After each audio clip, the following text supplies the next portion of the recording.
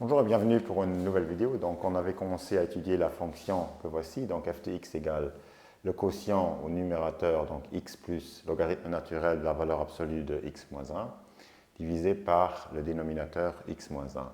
Donc, on avait vu que cette fonction est définie pour tout x appartenant à l'ensemble des entiers relatifs, moins le singleton 1, puisqu'on a un problème ici, mais aussi au niveau du dénominateur. Donc ce qu'on va faire aujourd'hui, c'est de calculer la dérivée première de cette fonction-là. Et comme cette expression contient une valeur absolue, il faudra donc distinguer deux cas. Donc les cas pour lesquels cette quantité-là à l'intérieur de la valeur absolue est positive. Donc pour tout x strictement supérieur à la valeur 1, x égale 1. Donc on a l'expression, donc dans ce cas-ci, on a ici une valeur positive pour x moins 1, comme par exemple x égale 2. Donc x égale 2 est supérieur à la valeur x égale 1. Donc si on remplace x par 2, on a donc 2 moins 1, ce qui nous fait 1. Donc ce qui est une valeur positive. Donc on peut tout simplement, dans ce cas de figure, on peut enlever la valeur absolue et la remplacer par une parenthèse. Donc ce qu'on a fait également ici, c'est de diviser, ou c'est plutôt de décomposer la fraction en deux fractions avec numérateur x et dénominateur évidemment toujours le même, plus la fonction logarithme où on a enlevé évidemment maintenant la valeur absolue et on l'a remplacée par une parenthèse, une paire de parenthèses. Donc ici on a ln x moins 1 divisé par x moins 1.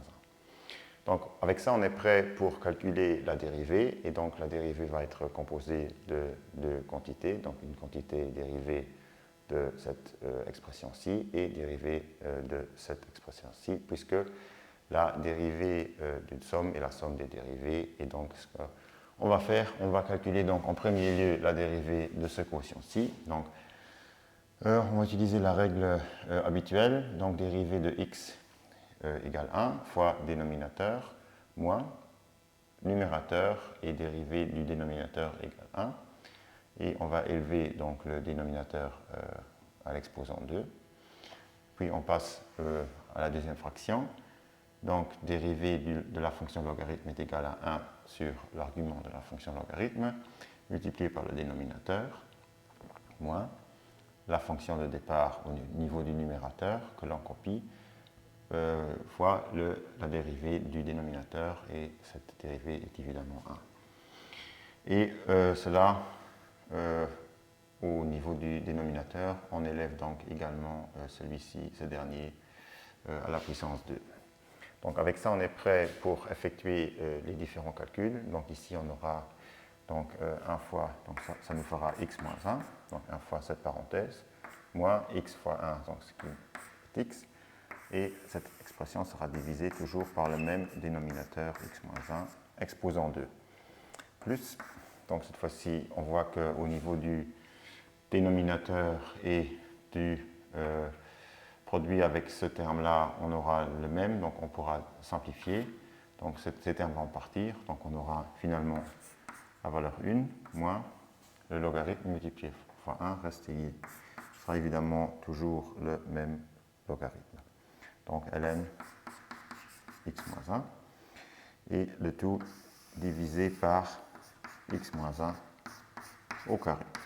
Bon, avec ça, on est prêt pour regrouper de nouveau sur un trait de fraction les deux expressions. Donc on voit qu'ici, on a x moins 1 moins x. Donc déjà, les x vont partir. Et ce qui nous reste, c'est 1 moins 1 et 1 plus 1. Et comme on a le même dénominateur, on pourra regrouper tout ça. Donc on va avoir toujours x moins 1 comme dénominateur commun, moins 1 que l'on copie de ce quotient-là, plus 1, donc c'est ça la valeur d'ici, et on retranche la valeur logarithme naturel de la parenthèse x moins 1. Donc avec ça, on est prêt pour simplifier encore à ce niveau-ci. Donc moins 1 plus 1, donc ça fait évidemment 0. Et le résultat final sera donc moins, à ne pas oublier, ln x moins 1 divisé par x moins 1, le tout élevé au carré. Voilà, question finale qu'on va se poser. Quand est-ce que cette dérivée première sera positive? Donc elle sera évidemment positive si le dénominateur, lui, sera positif, puisque le dénominateur, lui, sera toujours positif, puisqu'on n'a pas de nombre complexe. On travaille dans l'ensemble des nombres relatifs, et donc avec le carré, cette valeur-là sera toujours positive. Donc la question, donc, finalement, revient à savoir quand est-ce que la valeur moins logarithme naturel x moins 1 va être supérieure ou égale à 0. Et donc, on va donc multiplier les deux côtés par moins 1. Donc, il faudra à ce niveau-ci échanger le signe. Donc, on aura logarithme naturel de x moins 1 inférieur ou égal à 0. On va élever donc des deux côtés les expressions à l'exposant. Donc, on fera disparaître le logarithme de ce côté-ci. Donc, ce qu'on aura, ce sera ln x moins 1 inférieur ou égal à e exposant 0. Et donc, e exposant 0 égale 1, évidemment. Donc, on aura finalement x, voilà, x inférieur ou égal, toujours. Et on va mettre donc la valeur moins 1 de l'autre côté. Donc, on aura un plus 1 de ce côté-ci. Avec le 1 qui est déjà là, ça nous fera donc 1 plus 1, donc 2. Voilà, donc on aura ici une dérivée première qui est supérieure ou égale à 0 pour toute valeur de x plus petite ou égale à 2. Voilà, ceci termine la vidéo. Merci et à la prochaine.